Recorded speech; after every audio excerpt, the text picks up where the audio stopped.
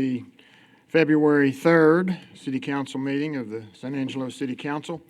We do have a quorum of council members present, so the meeting is now called to order.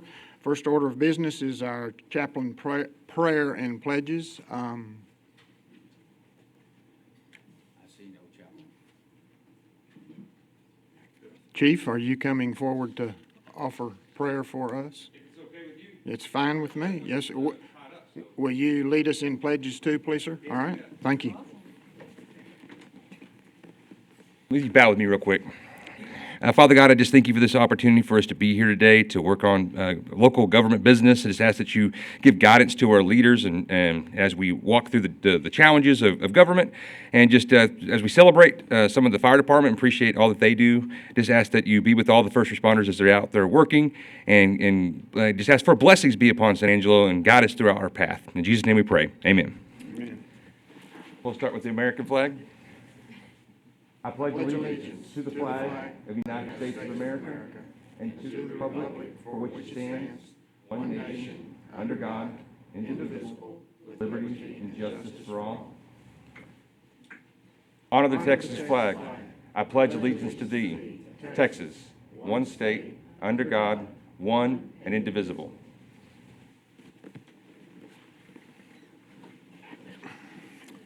Thank you, Chief. We have one recognition today. It is the recognition of the San Angelo Fire Department receiving the Texas Fire Chiefs Association Best Practices designation. I'm going to turn it over to Chief Brody and his guest. Morning, Mayor Pro Tem, Council. I appreciate your time allowing us to talk about this awesome event this morning. My name is Scott Collard. I am a colleague of Chief Brody's, and I also serve on the Texas Fire Chiefs Association Board. So we just want to recognize this momentous occasion. All right, so a little background about the Best Practices Program. So it was developed by the Texas Fire Chiefs Association to encourage fire departments across the state to seek continual improvement in the services to their local communities. The comprehensive program consists of 12 chapters containing 114 subcategories. They define the best practices that are typical service areas provided by a fire department.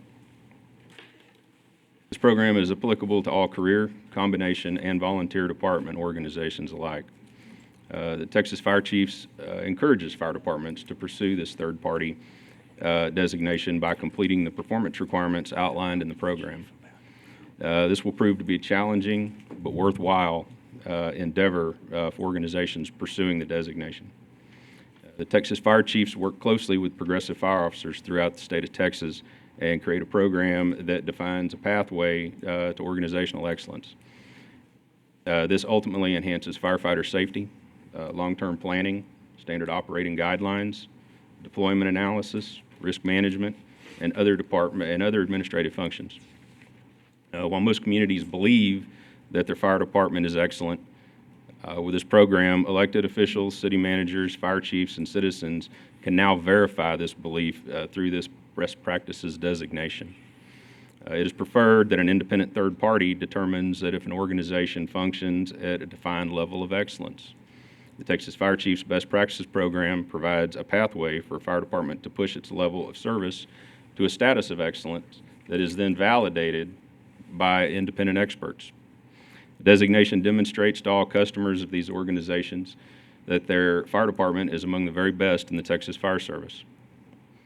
So it's obvious that Chief Brody has a San Angelo Fire Department focused on excellence in all facets of their programs and services. The level of commitment and professionalism witnessed by our evaluators throughout the department is a testament to the culture created by the professional leadership of the organization. The members of the department have clearly demonstrated ownership of the Best Practices Program. San Angelo utilizes this program as an internal and external validation tool for staying current and proactive for the betterment of the organization and the community alike. The City Council and community can be proud that they have leadership within their fire department that strives for excellence. This was evident in all aspects of the site visit. San Angelo sets the bar high and is an example for others to follow. The accomplishment obtained within the current administration is commendable, achieving and maintaining an ISO 1 and now becoming just 37th best practice recognized fire department in Texas. This high level of service achievement and performance expectations require great attention to detail, administrative support, and coordination. Many of the command staff seated over here, they wear multiple hats and they have a lot of assigned duties, and I certainly want to commend you for your efforts and dedication to service and obtaining this best practice designation. Chief Brody and his team are committed to continuous improvements and achieving excellence through the best practices program. Brody, on behalf of Texas Fire Chiefs Association, congratulations.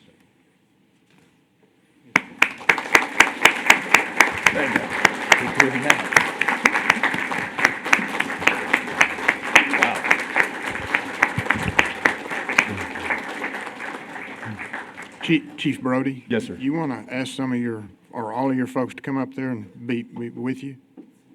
Okay. All right. You're good. Okay, you've got the script. Thank you, Mayor. Thank you for reminding me. So, wow, it's hard to believe I'm standing up here today. So when we set out on this adventure more than 2 years ago, one of my favorite sayings is start with the end in mind. And I pictured this day over 2.5 years ago. And to finally be here is an honor. So without further ado, Mayor, Council, City Manager, and all members of our community, thank you for this opportunity to be standing here. On behalf of the men and women of the San Angelo Fire Department, it's an absolute honor to accept this award from the Texas Fire Chiefs Association. Unfortunately, I cannot accept it because I didn't do this. Members of my team did this. My staff did this, and I would like to welcome them up here to accept this award with me. So Chief Fisher, Chief Sanders, Chief Garza, Chief Patterson, Chief Wright, Fire Marshal Billy Clemens, Captain Huffman, Captain Millsap, Captain Hunt, Lieutenant Montgomery, Lieutenant Hughes, Lieutenant Bryan, Mason Matthews, and Josh Kemp. Please join us.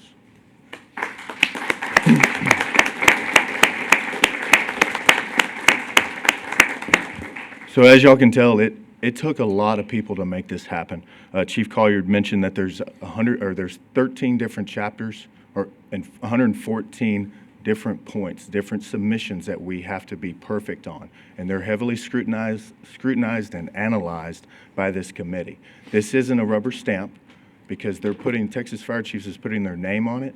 It has to mean something. So this designation represents a voluntary independent evaluation of how the fire department operates as an organization. It's examining leadership, financial accountability, training, safety, emergency response, and long-term planning. Earning this designation confirms that the San Angelo Fire Department meets nationally recognized standards and is committed to continuous improvement.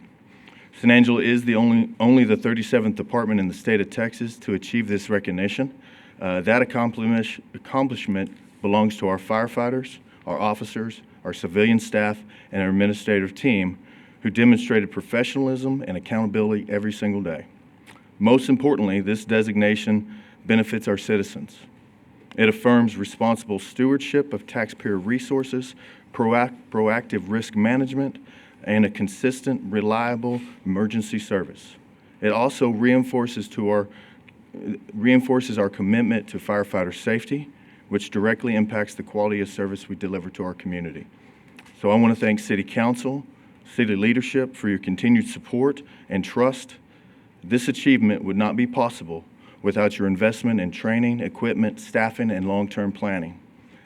Combined with our ISO 1 rating, the highest fire protection classification rating you can achieve, this designation confirms that San Angelo Fire Department is not only operationally elite on the emergency scene, but also professionally and physically sound in how we serve our city. This is a confirmation to our citizens. I have been telling council and city staff that you have a big-time, big city fire department right here in small-town San Angelo.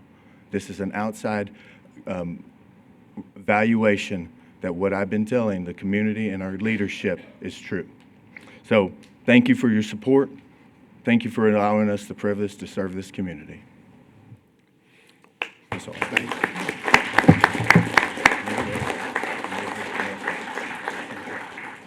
Chief Brody, and to all your folks up here with you. We appreciate you guys. We appreciate what you do for us every day. I have heard it said and have witnessed it, not with my eyes, but through friends. If someone needs their life saved, if you guys get your hands on whomever, you'll save their life. I can be a witness and give testimony to that. You did it to two of my friends. Thank you.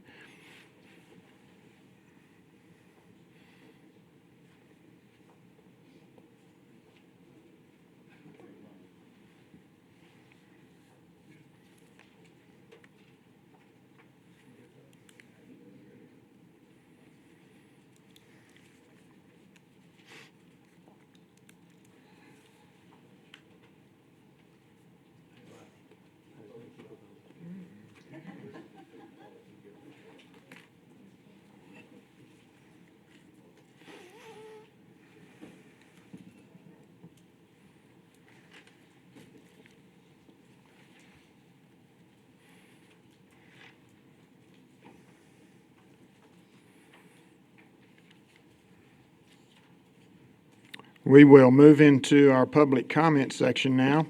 Members of the public may raise issues or concerns not listed on the regular agenda during this time. To participate, please sign in with the city clerk prior to the beginning of the meeting. Speakers will be called in the order they signed in. When speaking, citizens must speak from the podium, address all comments to the dais. Please begin by stating your name, address, or single-member district number in which you live, and limit your remarks to 3 minutes or less. Barbara, do we have public comment? Yes, sir. RC? RC. Okay. No RC. Number 2, Richard Simmons? I'm sorry, Summers. Mr. Summers.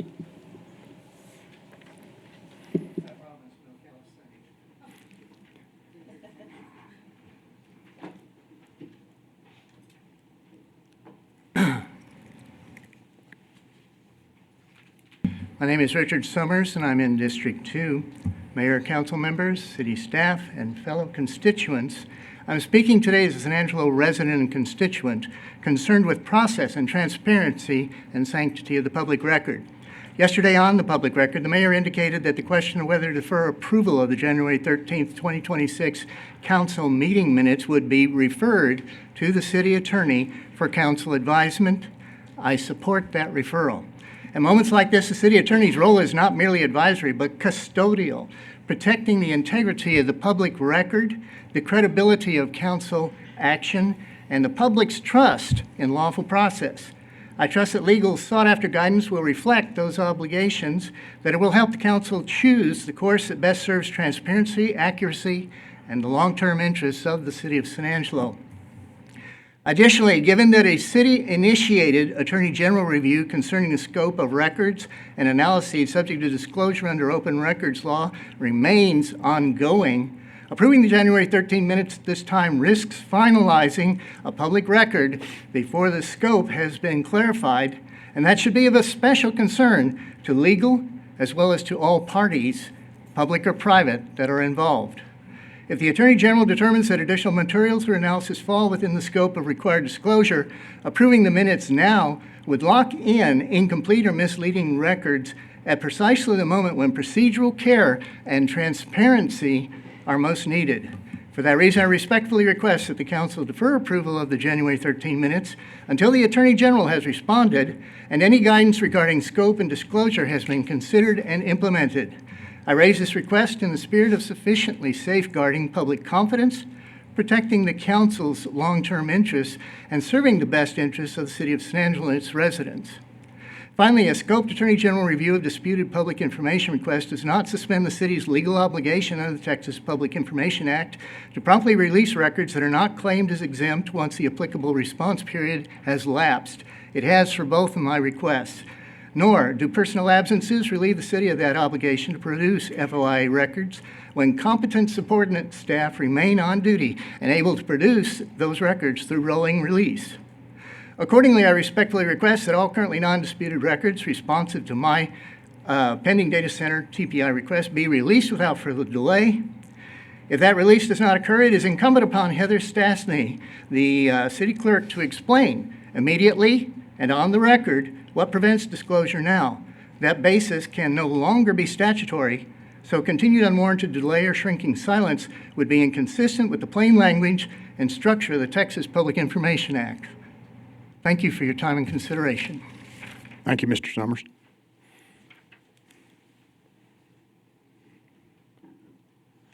Someone else, Barbara? Heather Wiley. Good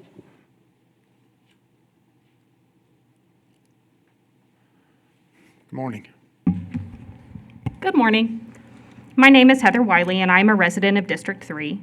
I'm speaking today about San Angelo's infrastructure capacity, specifically water and electricity, regarding the Skybox data center. Globally, we have entered an era of water bankruptcy, which means that we consume more water than what can be replenished. Worrying about water comes naturally to West Texans. This is not an unrealistic worry. 60% of Texas water use comes from aquifers, a finite resource. One can't help but think of the Hickory Aquifer Project, which will bring in water to the city in addition to the water we receive from OHIV. Currently, per the city's own website, if we receive no rainfall or runoff, we would have 69 months or 5 years of water left on our own without assistance from these sources. I worry that because of the Hickory project, the City Council feels that there is no issue in bringing in Skybox or any other companies in the same industry, because right now we do have the water to support them. Skybox plans to build a large data center in San Angelo, and a project of this scale raises very obvious questions about their water usage, power demand, and grid reliability. We are a region that faces extreme heat during the summer, and we have long-term water planning challenges. Texas has seen a boom in data centers, and this will undoubtedly affect citizens, especially when it comes to the cost of electricity. Abilene's data center uses enough power for 1 million four-bedroom homes in the U.S., and that statement comes from Oracle's founder, Larry Ellison. I know their campus is larger than the proposed project here. The city's website says data centers only build where capacity exists, so how much electricity will this facility use, and how will that cost affect San Angelo residents? I want to know what detailed analysis has been completed or will be completed regarding the impacts for San Angelo and the surrounding area, and when will these analyses be made available for public review? A necessary part of responsible planning is including an understanding of infrastructure capability. Asking these questions is not speculative or alarmist, especially for a facility that operates continuously or at a high load. I respectfully ask that the City Council clarify what studies exist, what has been consulted, and what remains to be done. And I look forward to knowing when the public will be informed before any further commitments are made to Skybox. Thank you. Thank you, Ms. Wiley.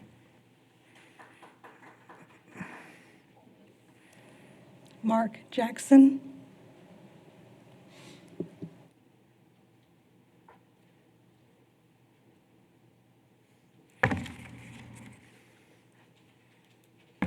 My name is Mark Jackson, and I'm a resident of District 3.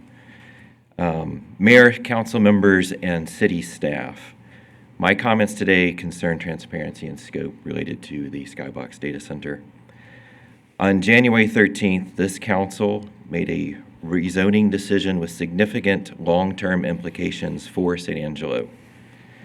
Yet members of the public still do not know what analyses, studies, or supporting materials were relied upon by the city staff or council in reaching that decision. I am asking a simple question. What various sources informed this decision, and when will those materials be made available to the public under the applicable open records law? This is not about opposition to or in support for the Skybox Data Center. It is about understanding.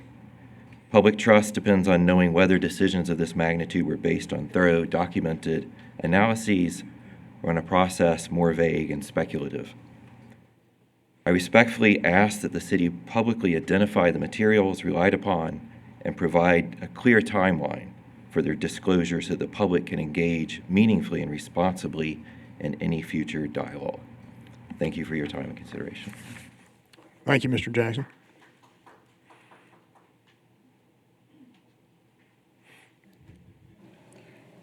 Andrew Dirksen. Andrew Dirksen. Mr. Dirksen? Okay, next. Douglas Long.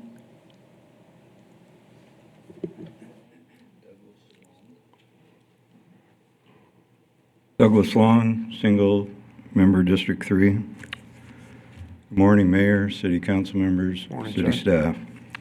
My comment today concerns the data center and how this project will be used, not just what it is called. There are important distinctions between a generic data center and facilities used for high-performance data, or HPC.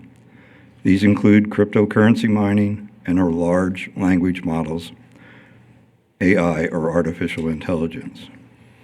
These other uses can have materially detrimental impacts on power, water, noise, and quality of life.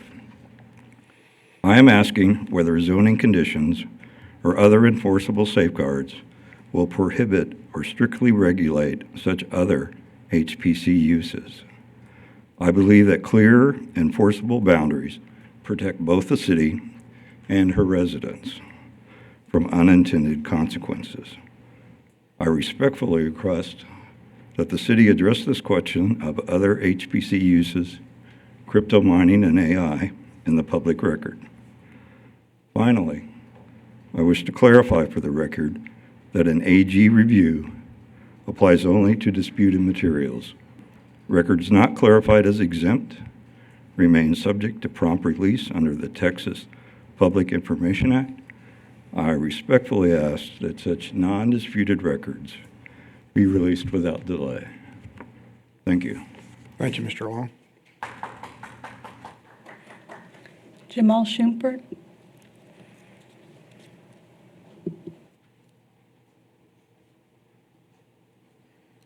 Jamal Shumpert, SMD3. I'm not sure which ones you're going to pull on the consent agenda item, but I'm going to talk about K for sure. I looked at the documents. I don't know where the city is going to either cap the ends or put in a looping system for their sewer system. I'm not sure what they're going to do with the part that, you abandon it, then it's your part. And then on the other side of that school, it's their part. So what are we going to do with our part? How much will it cost? And furthermore, are we sure we want to approve them to rebuild a school with taxpayer bond money on top of a sewer easement that used to be a working sewer, if I'm correct? It just seems that was not well thought out, and considering that there are a lot of apartments in the area, you're gonna take that sewer easement away. I don't think you actually should take the sewer easement. It may cause more stink from all the area. Because I saw you going from 2-inch pipes to 6-inch pipes to 8-inch pipes. That seemed to me like y'all, not y'all, but the school board and those people who made the decision are making a mockery of your citizens in that area, calling them garbage and trash. Put a sewer system up under the school that's just built, brand new built by tax dollars we passed a bond with. That's not bad planning. That's bad people. I don't want y'all to be a part of them. I think y'all are much better. Try to distance yourself from your partnerships with these people. I'm finding out some awful things about our school. And another one, the investment policy. We're investing in 1As, which is not too bad, I guess. You can go all the way down to Bs. But we were like a 3A rated place. I think we should probably try to invest in some 3As. But that might not be as useful anymore because of all the private credit rating being downgraded and all the issues in that market. I'm pretty, Tina will know. But yeah, and could we possibly get a look at the actual portfolio of what those securities might be made of? That would be great for me. I actually do trade stocks and do a lot of stuff with stocks and want to know just how well our audits have came out on some of our government bonds, because some of the assets on some of these governments don't meet what they bonded up for. That's not our case, though. Anyway, I've talked enough. Wish you guys good luck. I'll save all the bad stuff for Tom. Thank y'all. Thank you, Mr. Shumpert. Pam Hammer.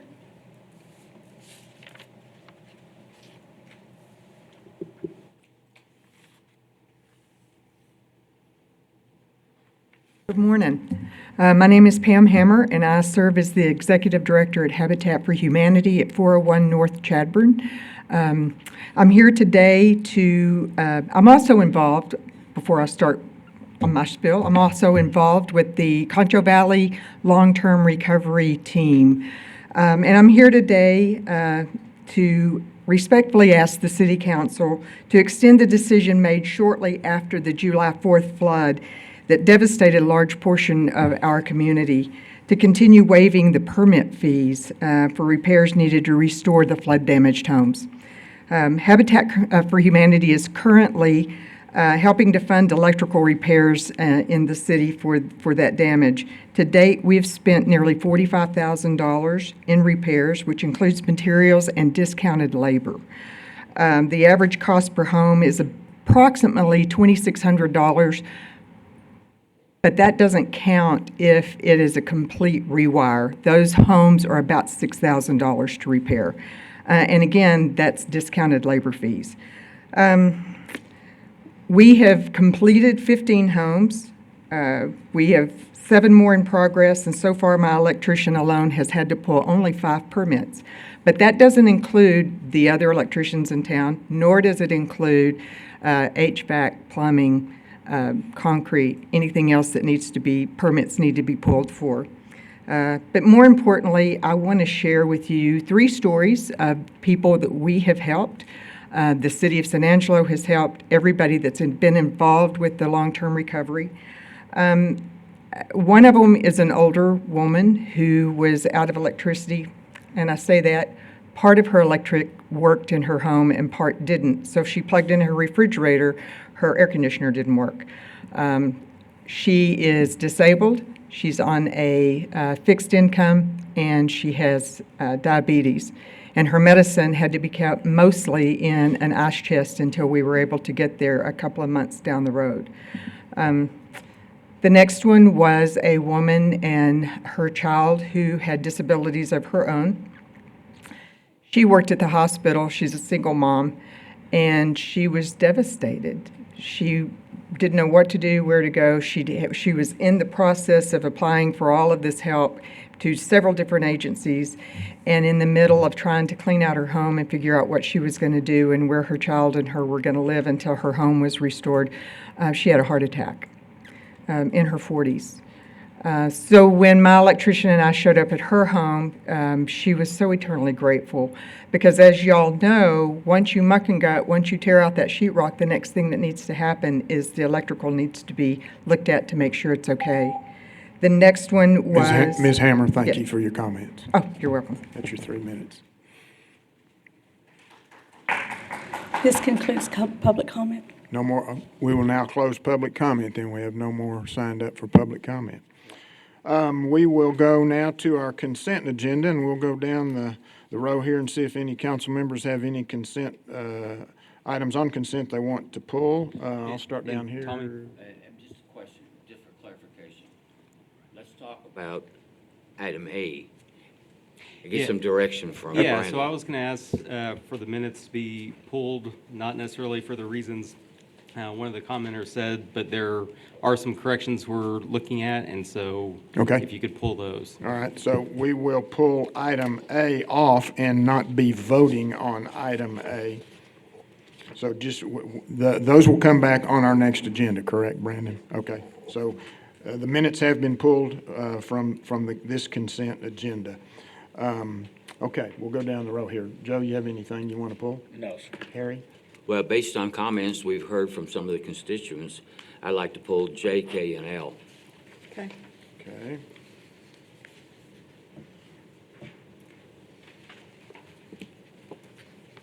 I don't have anything to pull. Patrick? Besides those? Okay.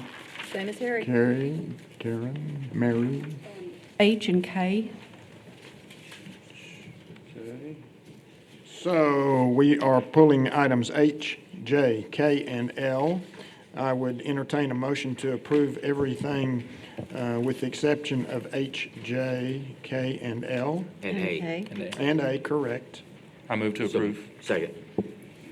Have a motion by Patrick, second by Harry. All in favor say aye. Aye. Any opposed? Motion carries passes 6-0.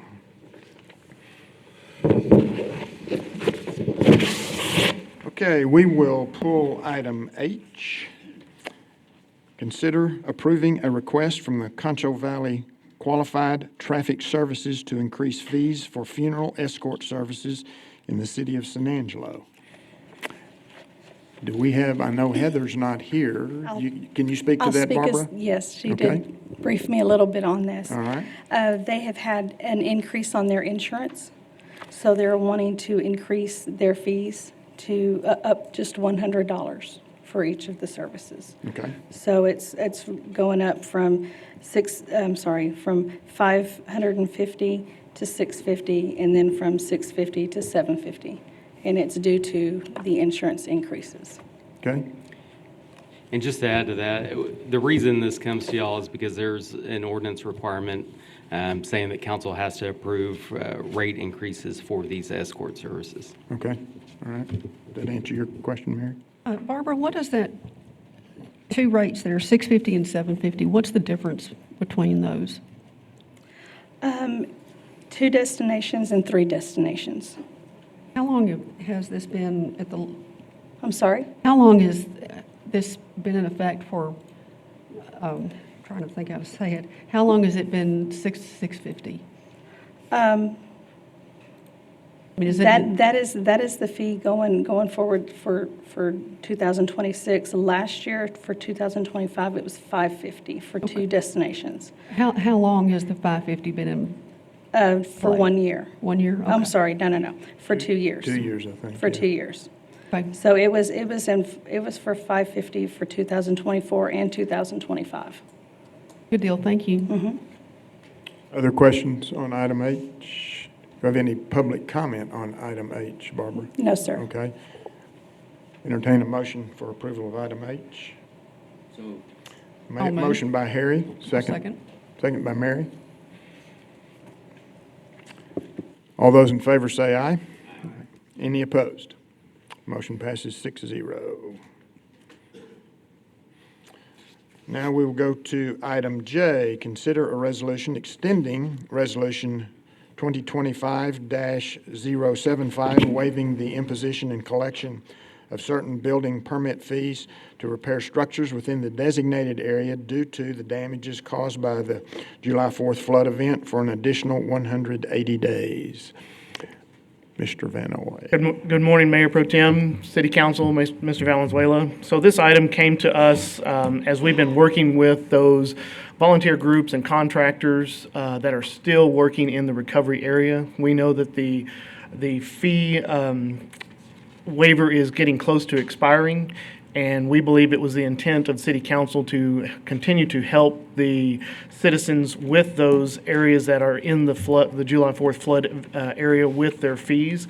So this is just simply extending those fee waivers for an additional 180 days to allow those volunteer groups and contractors to pull permits without a fee, continue to do the good work that they're doing out in those areas, and get folks back into their homes.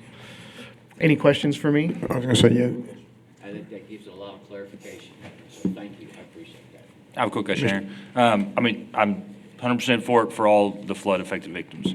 Do we have any safeguards to keep from, saying, somebody going in, buying a house and trying to flip it and getting all their fees waived? Well, we do work with the volunteer groups, and we've been working with our emergency management. And so we've got some very good maps to determine whether they truly were in the flood area or not. If worst case scenario, we'll go and do a site visit with them. But usually it is the current property owner that comes forward with the volunteer group that says, hey, we're needing to pull an electrical permit, or we're needing to pull a full demo permit. And so we have some safeguards there. We have not seen anybody try to take advantage of that at this time, and we certainly believe we have some safeguards to prevent it. Perfect. Thank you. Other questions for Mr. Van Oy? Move to approve. Patrick made the motion, Harry seconds. All in favor say aye. Aye. Any opposed? None opposed, passes 6-0. Item K, consider a resolution approving the release of 15-foot wide sanitary sewer easement being 15 feet by 400 feet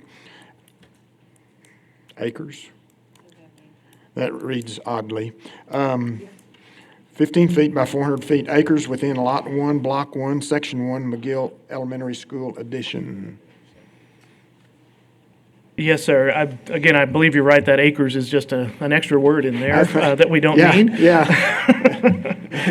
There probably was a designation of how much acreage that is of the 15 by 400, but this is on the McGill Elementary School campus. The city, do have a sewer main and an easement to access that sewer main on campus. As the school district, this is phase 2 of their project. You know, phase 1 was a couple of years ago where they added the gym and the structures to the south part of that. Now they're going back to this northern part of the property. The plat that came through to replat this area has a rerouted sewer main that goes through public right-of-way. And part of this is to go through and just go through the development steps. The condition of this easement, one of the conditions is they must have the sewer main rerouted and in place. It must be inspected. It must be adopted and accepted by our engineering services before they can start building over this easement and the easement is truly released. They will have to file a release document through our legal department that goes to the county to release that actual area so they can build over the top of it. So this is just one of the development steps for them to continue to work on that campus area there. With that, I'll be happy to answer any questions. Questions for Aaron? I have one. Aaron, what has the school board's input been on this? I mean, I assume we're working in tandem. Well, we're working with their firm, Park Hill, that has doing the design and the architecture, and we're also working with their civil engineer on this, which has been SKG here locally. We've done a number of pre-development meetings with them, and so they're guided by their chain of command over on the school district side, but we've been working directly with those companies to work through this process. Have they brought up any concerns, questions, or anything? Well, we've worked back and forth on site concerns, trying to alleviate traffic concerns, sidewalk concerns, utility concerns, trying to make sure the campus is going to work not only for SAISD, but the neighborhood and the city as well. It was hard to understand, Jamal. We didn't have the closed captioning today, so a lot that you said, Jamal, I didn't understand. A lot of these processes are done within house. They're not necessarily at a planning commission or another board where you see plans and things like that. It's through the site plan and the plat process. And so that there are times that the citizens just don't know what they don't know. And so I appreciate Mr. Schumer coming forward and just asking the questions. Well, thank you, Aaron and Jamal. Other questions for Aaron on this? Do we have any public comment on item K? I'd entertain a motion by Harry, second by Karen. All those in favor say aye. Aye. Any opposed? Hearing none, motion passes 6-0. We'll move to consent item, agenda item L, consider resolutions approving the investment policies for the City of San Angelo, Lake Nasworthy Trust, and Development Corporation funds. Ms. Dusky, good morning. Good morning. Tina Diersky, Assistant City Manager and former Director of Finance. Mr. Thomas, you pulled this item. Did you have questions or just kind of wanted an explanation of what it was? I only pulled it because a constituent asked for further clarification. Now, I may say that Mr. Hebert and I both sit on the Investment Oversight Committee, and we've reviewed these things previous, so it's just not city staff looking at this. It is other volunteers. We're not the only volunteers. There are some people from outside of this dais that also volunteer on that. So we've reviewed this. I just want people to understand that people have looked at this already before it came to City Council. Yes, sir. And all of our policies are in accordance with the Public Funds Investment Act, which emphasizes safety, liquidity, and yield in that order. And of course, like you said, this does go before the Investment Oversight Committee as well before we bring it to City Council for approval. We do approve these policies on an annual basis. We also do have an investment advisor, Meter Public Investments, that helps us through all of our investments as well and gives us recommendations. Other comments, questions for Tina? I do, Tina. In most investments, length of stay is better than anything, right? If you're long-term looking in the stock market, you leave it in the longer, it'll grow more in general? It depends on where the market is heading. Yes. Yes. But over, yeah. And so that's what we have to watch for. We can't leave ours long-term. We can't leave something for 10 years. Right, because again, that second criteria being liquidity, we have to watch very carefully for what projects we have coming up, what liquidity we'll need, and monitor our cash flows very closely. So on that, our increasing the maximum, I guess that helps us a little bit, but we still can't go over a year with any of our investments? That's right, yes, sir. But that still gives us plenty of liquidity in case another COVID era or something like that happened, we could still be able to access what we need? Yes, sir. Thank you. You're welcome. Other questions for Tina? Move to approve. Motion to approve, second. A motion by Harry, second by Joe. All those in favor say aye. Aye. Thank you. Any opposed? None. 6-0.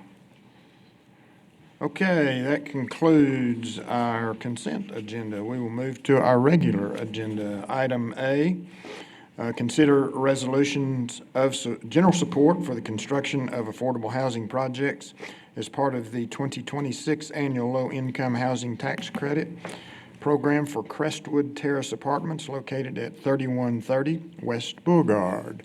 Morning, Ms. Bloss. Good morning, Council. Daniel. I'm here again with another low-income housing tax credit application. This is a proposed project that will need the resolution of support for so they can move forward with the application process. And Michael Beard is here to present to y'all. All right.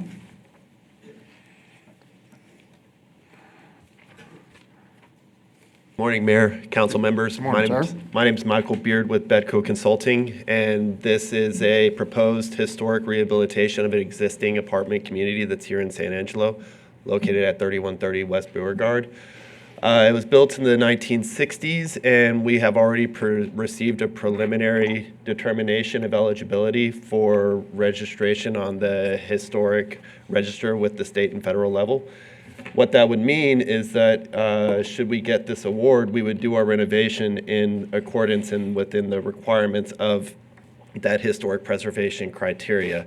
So it would really bring the asset back to as much of its original character as it originally had, while updating all the scope to modern efficiencies and amenities. We actually brought this before council a couple of years ago and received unanimous support for those that were here before.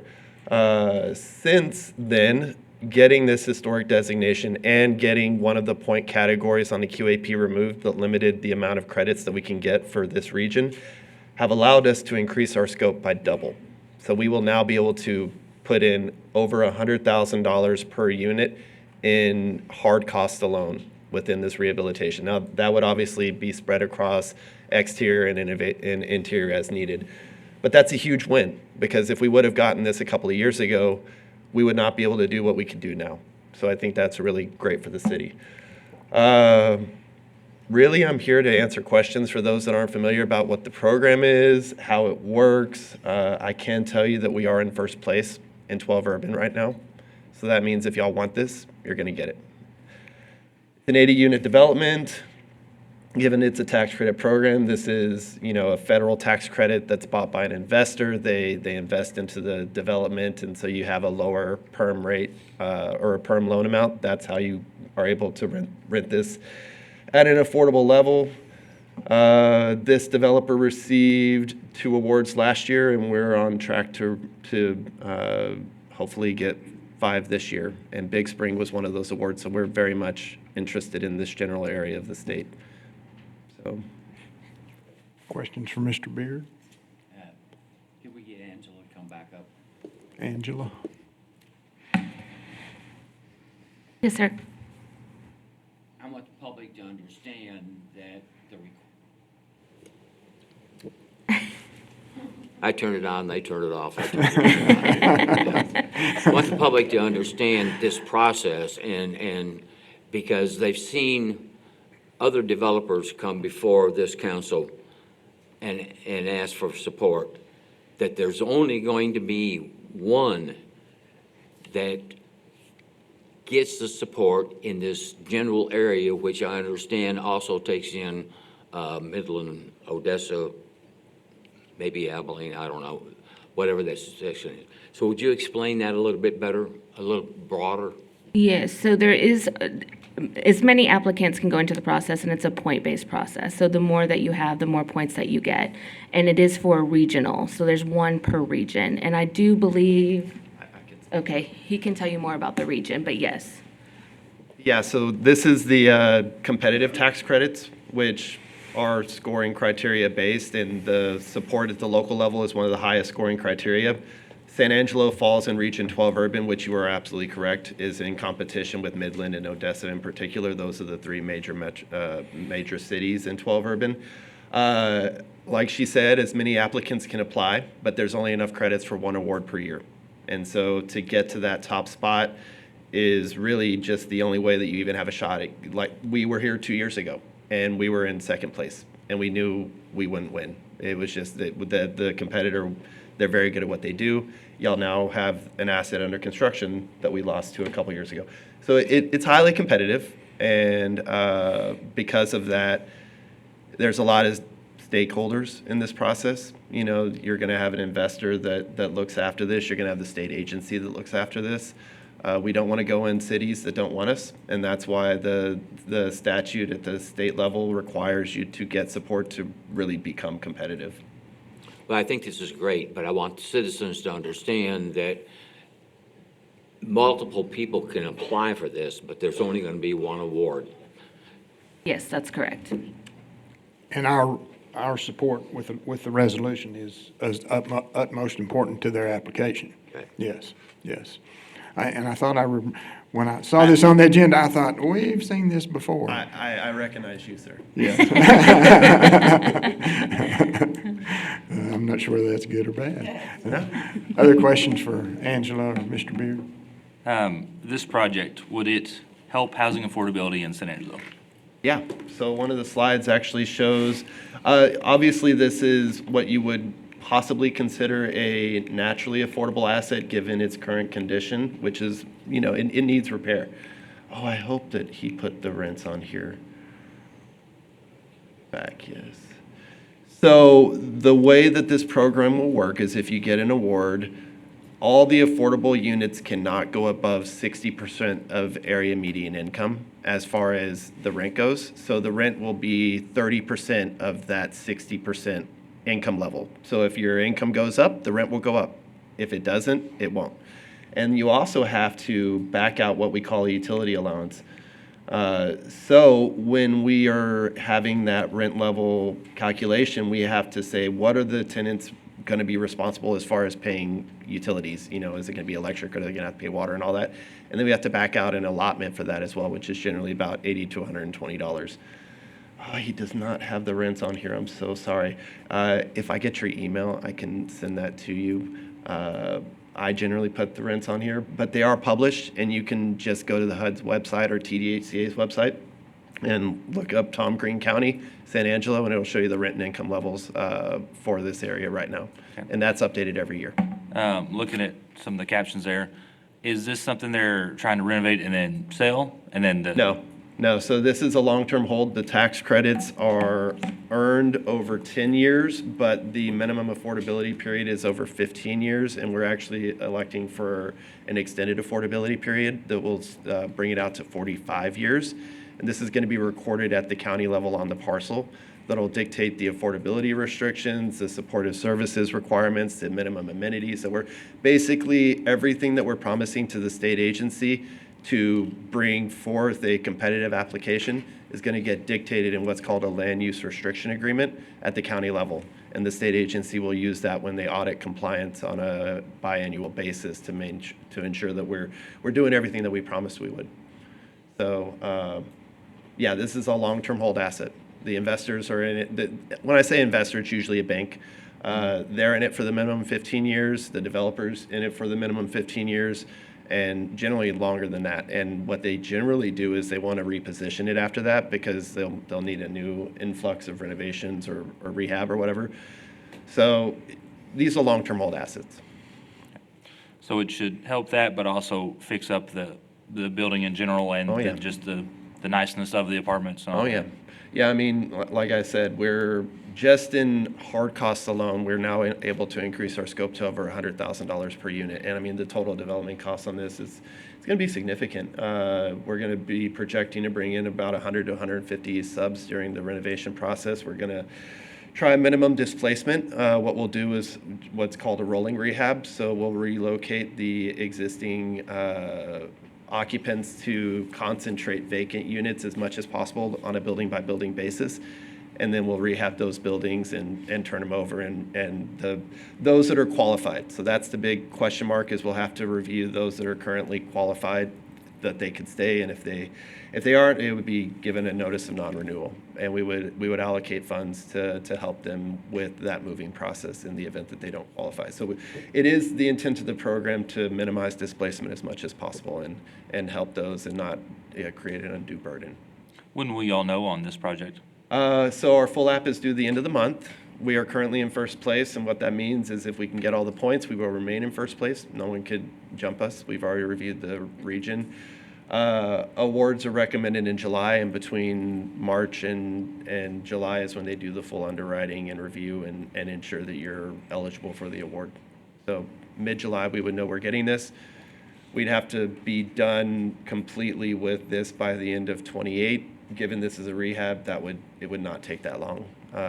We project the historical commission can create delays depending on what you replace. Like if you're going to replace windows and whatnot, supply and finding product that is of a matching historical kind of equivalent could create a delta, but we cannot foresee more than an absolute 12-month build out. We should be able to get this done within 6 to 12 months of close. Okay, thank you. Other questions? We have any public comment on item A on the regular agenda? I would entertain a motion then. So moved. Motion to approve by Harry, second by Patrick? Okay, Patrick. All right, all in favor say aye. Aye. Any opposed? Hearing none, motion passes 6-0. Okay, on to item B. Discussion and possible action to apply for $2.5 million FAA notice of funding. I think we missed a public comment.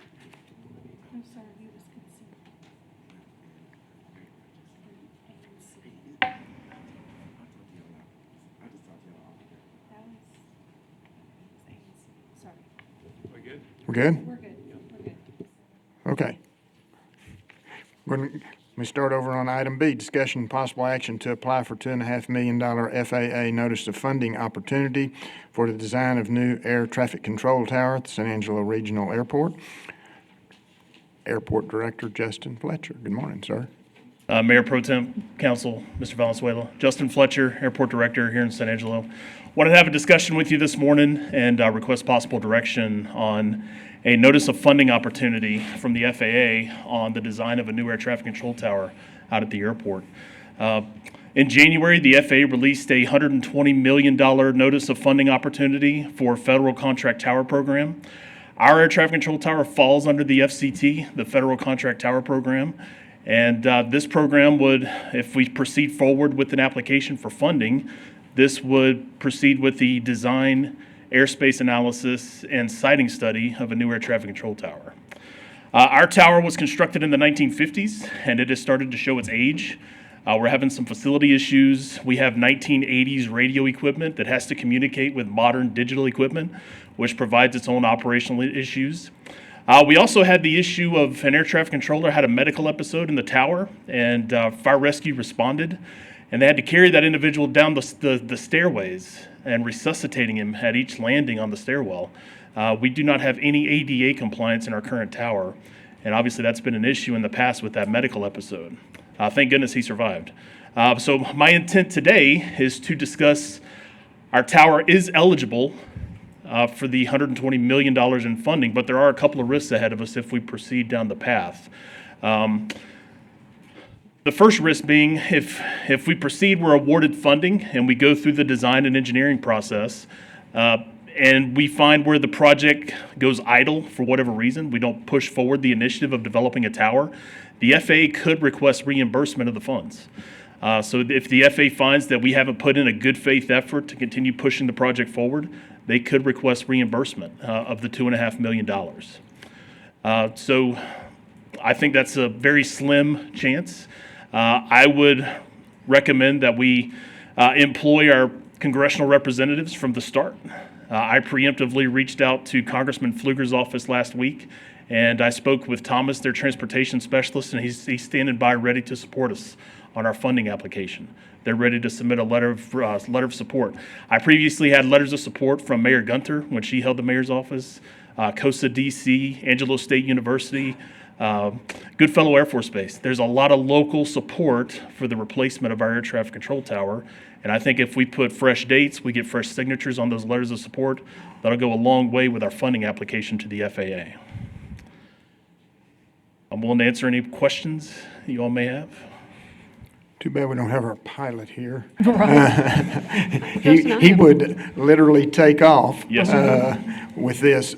It seems to me it is worth our investment to pursue this just because, number one, the age of the tower. Yes. Number two, it seems to me we're trying to continually improve our airport.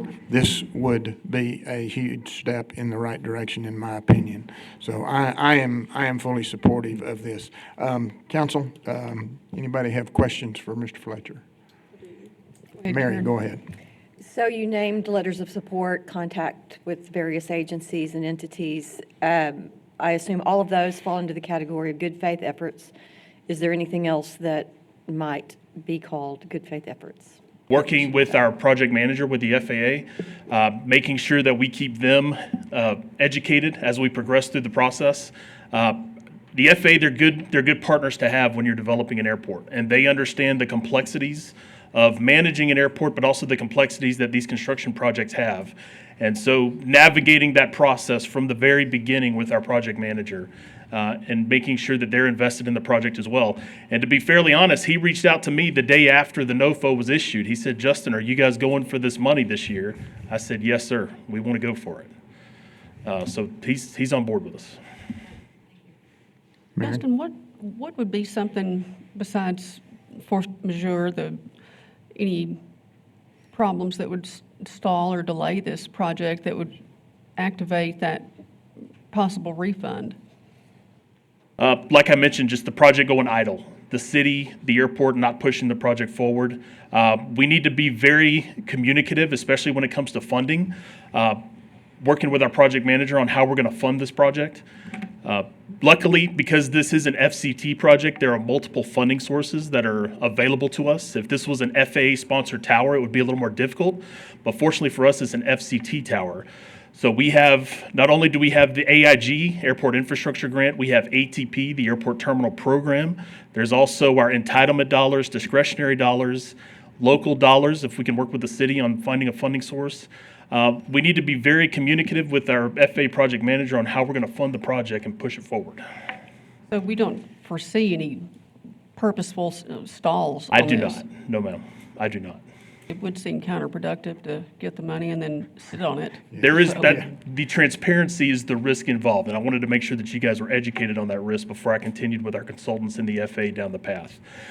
This is a $15 million investment.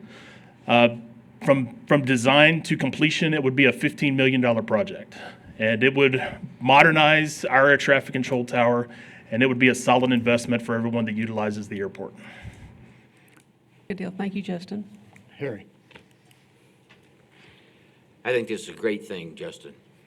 I'm going to be careful on how I pose this question so I'm not outside of this agenda item.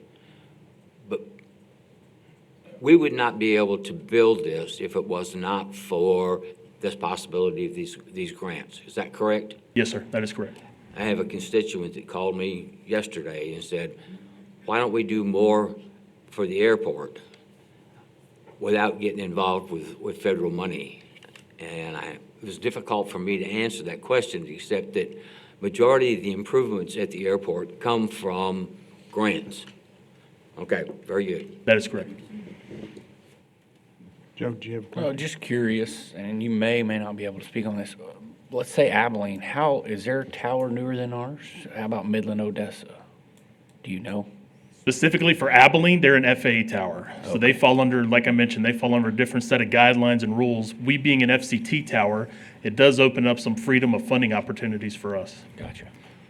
I just know some of the surrounding towns have better or different opportunities, and so I would hope this might open us up to different opportunities as well. I do honestly believe we're in a good spot. We would compete very well. Cool. I can't see you not pushing the project forward, Justin. For some reason, that just doesn't enter my mind. We're going to go to work. Yes, sir. Yeah. Other questions, comments? Justin, on this, so the $2.5 million, we'd be responsible for just $500,000 if that's the part we'd have to refund if we did not go through with it, or is So all it would be the $2.5 million, Okay. the full. If it sits idle, the FAA could come back for full reimbursement of $2.5 million. I'm going to kind of reiterate, but I think that's something we definitely have to watch and make sure we're on our toes about. That's not insignificant. Yes, sir. Will this, so one thing we've talked about over the past several years is we've lost as many takeoff and landings from military, things like that. Would this help us get some of those back? We're actually in the process of regaining that loss of military activity. Midland Approach has begun staffing. They've increased their employment numbers in their radar department and what we call the TRACON, the Terminal Radar Approach Control Facility there in Midland. So they have more bodies in front of radar scopes working the San Angelo sector. And so if we've had more military takeoffs and landings recently, they're buying fuel. So it's a good thing. It is on the uptick. But having the tower is a huge bonus when it comes to military. We had special operations training last week at the airport, and having the tower there facilitates the special operations and the training needs that the military has. It's a huge benefit to us. That's all I got. Thank you. Justin, when we're talking about pushing the project forward, in terms of a day-to-day type operational endeavor for you, what does pushing it forward look like so that it doesn't go dormant? Becoming an advocate for the project, like I mentioned, working with our FAA project manager, working with the city, keeping the city apprised of any funding obligations that we're going to have. On the other side of this design phase, if we get to construction, what does that construction phase look like, and what do those dollars look like? I wish I had an answer for you today, but I don't. It is a $15 million investment. So making sure we're working with the city, our development partners, the FAA, and just to keep the process engaged. Okay, all right. Other questions or comments? I do want to mention that it's actually an effort on our end. You know, I know that Justin does a really great job of getting a hold of representatives, but we do the same at the city manager's office to make sure that we stay on top of that. Clarification-wise, I just want to make sure, I believe I misinformed a couple of my council members. So it is $2.5 million. It's not $500,000 we're short. I understood it was $500,000. So even with the 2.5, the risk associated with it, you feel pretty good, Justin, as far as receiving and then moving forward with it. And I do too. And I really do think it's something that we need to move forward with as well. But I just wanted to make sure that you made that clarification. Thank you for that. But it's $2.5 million a case. $2.5 million, yes, sir. Okay. I still feel good about that, though. Yes, sir. Yeah. Maybe we know people that can help us find money. Yeah. Other questions, comments from council for Justin? Barbara, do we have any public comment on that item? We have a motion to approve by Patrick, second by Karen. All those in favor say aye. Aye. Any opposed? Hearing none, motion carries, passes 6-0. Thank you, council. Thank you, Justin. Item C, consider authorizing an order renewing the declaration of disaster issued by the mayor and extended by city council related to the severe storm and flash flooding event that occurred on July 4th, 2025. Mr. Dyson. Thank you. This is an item to renew the local disaster declaration. What we found towards the end of January, that there's still significant development ongoing. In talking to Aaron, we expect upwards of 50 homes that will be through the planning and development process in the form of demolitions, rebuilds, renovations, things of that nature. And we're looking for ways to expedite, accommodate that planning and development that'll have to occur, and exploring ways to do that. But I think the first step is ensuring that we have this disaster declaration in place. It allows some flexibility through the mayor's authority in our ordinance to vary or suspend some ordinance requirements. But again, we're still looking at how to actually go about that. At the state level, the governor has continued to renew the state declaration, and that was last done January 17th, and I think we expect that that will continue to occur month to month for a while now. So we're actually asking on this one, the previous ones have been 90 days, we're asking that this one be for 180 days, but of course we'll continue to evaluate that and can always bring it back and amend or terminate that if needed. Very good. Questions for Brandon? Any public comment on that item? Jamal Schumpert. Okay. I think Did he left. leave? I think he left. Mr. Schumpert, are you here? You out in the hall? Okay. I have a motion to approve by Patrick. Second. Second by Joe. All those in favor say aye. Aye. Any opposed? Hearing none, motion passes 6-0. Okay, we will move into closed session. Under section 551.0712, consultation with an attorney when a governmental body seeks the advice of its attorney on a matter in which the duty of the attorney to the governmental body under the Texas Disciplinary Rules of Professional Conduct of the State Bar of Texas clearly conflicts with this chapter regarding the Skybox Data Centers contract. We will return when we conclude our executive session. We are coming out of executive session at 10:33 a.m. this morning. There are no announcements coming out of executive session, so we will go to item B on the agenda. Consider approving various board nominations. Animal Shelter Advisory Committee, Jonathan Garcia, single member of District 2, to a first term ending January 2028. Construction Board of Adjustments and Appeals, Chris Kinsey, SMD 2, to a third term ending February 2028. Economic Development Corporation, Rick Mantooth, the mayor, to a third term. Matt Lewis, single member District 2, to a first full term. Both those ending February 2028. The Zoning Board of Adjustment, Ken Roberts, alternate 1, Mayor Pro Tem, to an unexpired term to end January 2027. May I have a motion to approve? Have a motion, Harry, second by Joe. All in favor say aye. Aye. Any opposed? None. Motion carries 6-0. Okay, item C, any announcements and any consideration of future agenda items, council? I think the next council meeting is in the evening. That is correct. Next council meeting, February 17th, is an evening meeting, 5:30 p.m.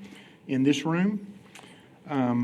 You look like you were going to say something. I do, but Okay. you said council, so I just zipped it and made it to a council. Go ahead, sorry. Okay. I do want to bring up some dates. I know the mayor's not here, but I had mentioned wanting to do a workshop. This is probably one of the earliest we've done a workshop in quite a while, but we want to really get a good jump on, especially the budget as we have discussions. So I have some dates that I'd like for you to write down, and Michelle will be calling to kind of coordinate and make sure that we have that date. That workshop, and the workshop will be addressing revenues, what we need to do to really address and increase those revenues, but also expenditures, what we need to do to reduce those expenditures, and also efficiency. So the directors will be presenting to City Council, what they've been working on, and we're really excited about that, really looking forward to it. But the dates are February 23rd. It's still going to be for one day, but February 23rd through the 27th, one of those dates. March 6th, which is a Friday after a council meeting, or March 9th through the 13th, again, just one of those days. So Michelle would be reaching out to y'all to schedule that and coordinate that. Okay, all right. All right, thank Everybody you. get the dates? All right, good. Anybody else have anything, future agenda? Okay, I'd entertain a motion to adjourn. Moved. Or did you have something, Harry? Joe, you made a motion to adjourn? Harry had a second. Okay, all in favor, say aye. Aye. Aye. Any opposed? We are adjourned at 10:36 a.m.